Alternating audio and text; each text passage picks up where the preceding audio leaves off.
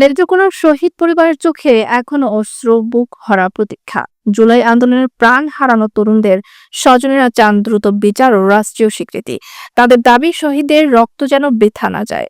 নেত্রকোনা থেকে তোফায়েল আহমেদ খানের রিপোর্টে থাকছে বিস্তারিত। বাংলাদেশের ইতিহাসে জুলাই বিপ্লব এক অনন্য অধ্যায়, যেখানে রাষ্ট্রীয় অবিচারের বিরুদ্ধে রুখে দাঁড়িয়েছিল তরুণ প্রজন্ম। ২০২৪ সালের সেই আন্দোলনে শহীদ হন অন্তত ১৭ জন, যাদের শেকড় নেত্রকোনায়। ১ বছর পার হলেও থামেনি স্বজন হারানো পরিবারের বুক ফাটা আর্তনাদ। নেত্রকোনা সদর উপজেলার চরপাড়া নন্দীপুর গ্রামের রমজান মিয়া ঢাকায় শ্রমিকের কাজ করতেন। ১৯ জুলাই ঢাকার রামপুরায় আন্দোলনের মিছিলে পুলিশের গুলিতে প্রাণ হারান সহযোদ্ধাদের কোলে নিথর হয়ে পড়েন রমজান। আমার ছেলে আছে রমজান, আমার ছেলের নাম রমজান, ঢাকা চাকরি করতো আগিস কোম্পানিতে। আগের দিনও মিছিল গেছে, মিছিল গেলে রাবার গুলি খেয়েছে। আগের দিনও 2 দিন আরো 3 দিন গেছে মিছিল, রাবার গুলি খেয়েছে।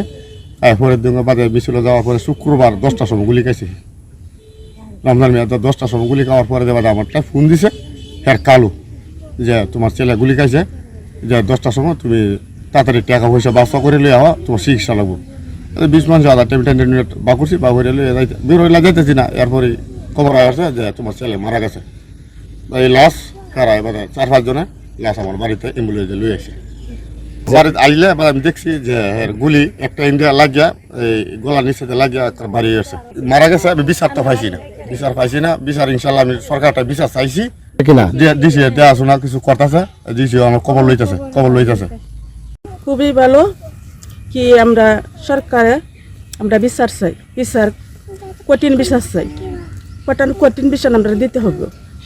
অন্যদিকে কেন্দুয়া উপজেলার বৈখরহাট ভূঁইয়াপাড়ার জিন্নাতুল ইসলাম খোকন গাজীপুরের শ্রমিক ছিলেন। 5ই আগস্ট ঢাকার মিছিল থেকে আর ফিরে আসেননি। স্ত্রী আর মায়ের চোখেও শুধুই অপেক্ষা আর দীর্ঘশ্বাস।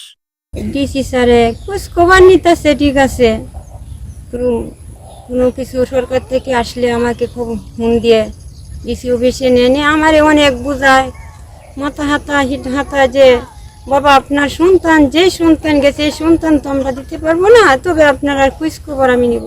আমি কি করে খোঁজখবর দেয়, কি করে আমি জিনিসপত্র দিই, কি করে আমি টিয়া পয়সা দিই। আমার কলিজার টুকরা সন্তান যে হত্যা করে মারা আমার কবর বাসিন্দা করেছে আমার সন্তান। আমি এই হত্যাকারের বিচার চাই, কঠিন বিচার চাই আমি সরকারের কাছে।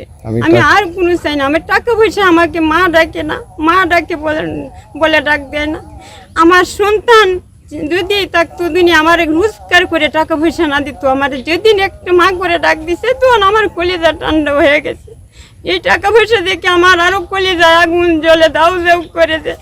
আমার সন্তান নাই, আমার কেটি আর কের পয়সা।